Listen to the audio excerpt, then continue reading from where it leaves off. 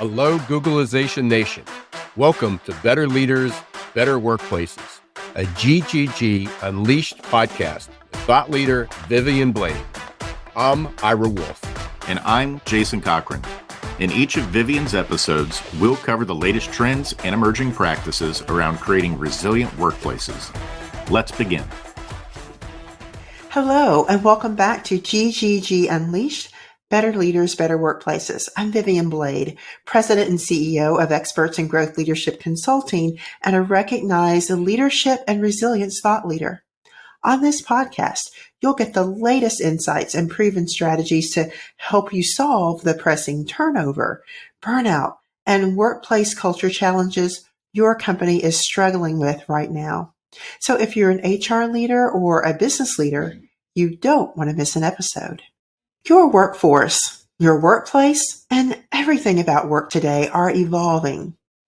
With the war on talent and shrinking availability of workers continuing, and the accelerated pace of technology advancements and how that is impacting your business, I know with all of that, you're always looking for creative ways to fill your talent needs.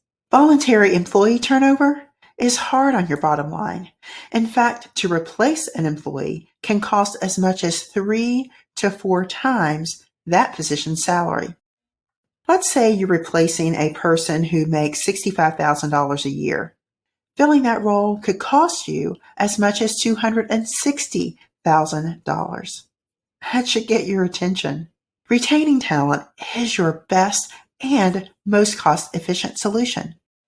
Yet the approaches many of you are using are no longer effective. Reengineering your approach to retaining talent is our focus in this episode. And this is one of the 5 future of work priorities I've been elevating focus around. There are a couple of realities I want to bring your attention to for the sake of this discussion. First, talent looks different than it did before. Deloitte's Forces of Change, the Future of Work study, demonstrates that more and more of your talent will be off campus, which have been accelerated by the remote work trends post-COVID, and off balance sheet. The traditional full-time and the office employee is becoming a lower percentage of your workforce, and many of those traditional employees are working remotely. You'll likely fill more of your roles with off-balance sheet talent like contractors or what Deloitte calls transactional remote workers. Think Lyft, Uber, DoorDash, Instacart, Upwork, and Fiverr even. While you don't have the traditional employer-employee relationship, these off-balance sheet resources are on the front line of your business, interfacing directly with your customers day in and day out. Now, in recent years, we've become more aware of the fact that employee or talent experience impacts the customer experience. People representing your company, they wear their experiences on their sleeves. It is our human nature. If I'm treated well, I'm doing meaningful work, and I feel valued, I'll take good care of your customers. If my experience is mediocre or poor, that will show in my interactions with your customers. You can only hold a fake smile for so long. Which brings me to my second point. Experience matters. While your workforce and workplace are changing rapidly, most organizations are still focused on the traditional employee and the traditional employee lifecycle experience. In fact, in my workshops, I like to use a poll to get a feel for how organizations are keeping up with these changes in their experience design. I consistently find that organizations are behind, still focused on the traditional lifecycle experience.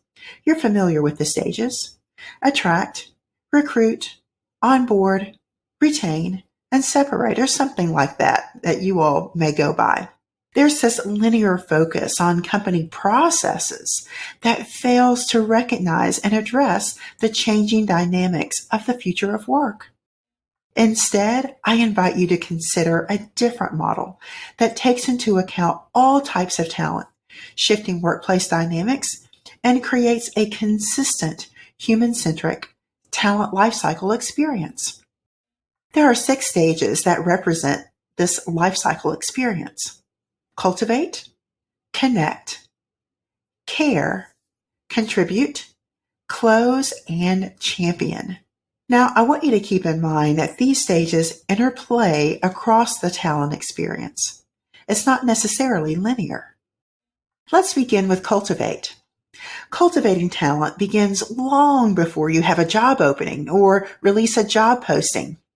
People are looking to work for and with organizations who add value in meaningful ways, whose core values and purpose align and do good in the community, and who have a good reputation. You want talent partners who are the same. You cultivate direct connections and indirectly a desire to do business with you. The second stage is connect. We all learned from having to be healthy at home during COVID that we are people. Maslow demonstrated in the hierarchy of needs that we have an innate need for community and belonging. We need to feel connected. The workplace is no exception. Whether in the office, working remotely, or an off-balance sheet contractor, every individual needs to be and to feel connected to your organizational purpose and to the community within your organization. Foster relationship building. Help employees understand how their role contributes to the purpose and outcomes your organization is trying to achieve. And build a culture of community and belonging. The third stage is care. Not many of us like to think about the word care or love when we think about our workplaces. Gallup's engagement research has long demonstrated that among the top drivers of engagement is that my boss cares about me and I have friends at work. If we want to build workplaces and organizations where people love to work and feel valued, that's my goal, my purpose in my work and in my life, you have to care. You want to care. How do we care for people as a whole person? How do we care for them and respect and value them as human beings? People bring their whole selves to work with everything in life that they're dealing with. We don't just check our personal lives or personalities at the door. Ensure each person feels seen and included.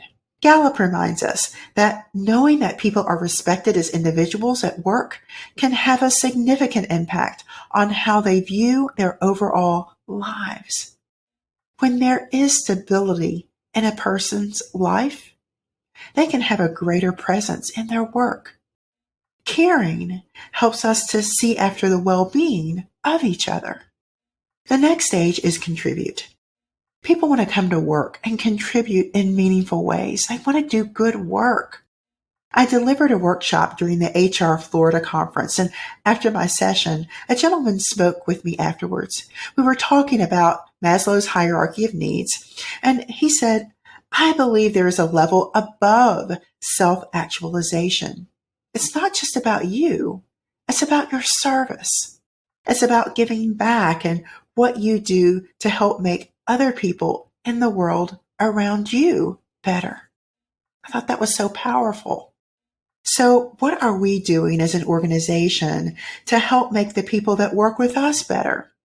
Contribute includes investing in developing talent, ensuring they're in the right roles, regularly providing meaningful feedback, constructive feedback, and having career discussions that help people map out a meaningful career path for them. Close is the 5th stage. This means that there is honorable closure of employment of a project or a contractor relationship. There will be times when a relationship closes based on either the choice of the individual, the choice of the employer for whatever reason, or when the contract or the project ends. So how do we land that? Sometimes we slam the door behind them. How do we have a softer landing with that? Well, in most cases, we don't want to break relationships, build bad will. There may be boomerang talent that you want to return. Help people close with dignity and respect. We often think of separation as finality. It may be the end of an engagement, but people carry that experience with them long afterwards. The final stage is champion. No matter whether people are working for us today, worked for us yesterday, want to work for us tomorrow, we have to earn willing and eager advocacy across the life cycle. We want advocates out there who are champions of our organization and our brand. It affects not only you as an employer, it affects the perceptions of customers and potential customers. People are talking about their experience with your organization on social media and on sites like Glassdoor. What do they have to say? If you're intentional about a consistent human-centric lifecycle experience across the other stages, you can earn their ongoing loyalty and advocacy. Those are your 6 stages of human-centric talent lifecycle experience. Cultivate, connect, care, contribute, close, and champion. Build this type of culture where talent can genuinely say, "This is an organization I love to work for or with, and I feel valued." Your ROI is lower turnover, higher engagement and retention, better morale, higher productivity, and bottom line, enhanced profitability. Now, how closely or not does this reflect your organization? You can't afford to keep doing what you've been doing. So how do you begin to re-engineer your talent lifecycle experience from the traditional company process-oriented stages to this transformational human-centric framework? I'm going to briefly walk you through a 5-step process. First, baseline where you are today. Identify what your current lifecycle experience consists of. Draw out the stages so you can visualize what you do today. Then get some feedback and collect some data on the current experience. Secondly, consider your talent composition and who you are designing for. Involve each type of talent in the design process. It won't be a one-size-fits-all. Your third step is to envision what you want the future experience to be like. Make sure you design with integration of these stages in mind. Step number 4 is to inventory what you are doing today that supports your vision and what needs some re-engineering. Take a look at your formal and informal practices, those processes, policies, and the behaviors that you're seeing. And step 5, choose a starting point. Start with some low-hanging fruit so that you begin to build traction with some quick wins. Expectations among your talent have changed. Are you keeping up? If you want to win at this war on talent, you've got to get in the game. Now, HR, I'm calling on you to lead the call to re-engineer talent lifecycle experience in your organization. Business leaders, I'm calling on you to champion, to partner, and to resource this strategic priority. Before we wrap up today, I have a couple of resources for you. One is a talent lifecycle experience audit. Explore with this audit where some areas of opportunity are for your organization. Secondly, join me on September 21st, 2023 for a deeper discussion on this topic of re-engineering talent retention with Michelle Koch, former Senior Vice President, Chief Culture and People Development Officer with Republic Bank and Trust Company. Michelle's going to pull back the curtain on some of the culture and retention strategies they used that really worked. And you'll have a chance to ask Michelle your questions live.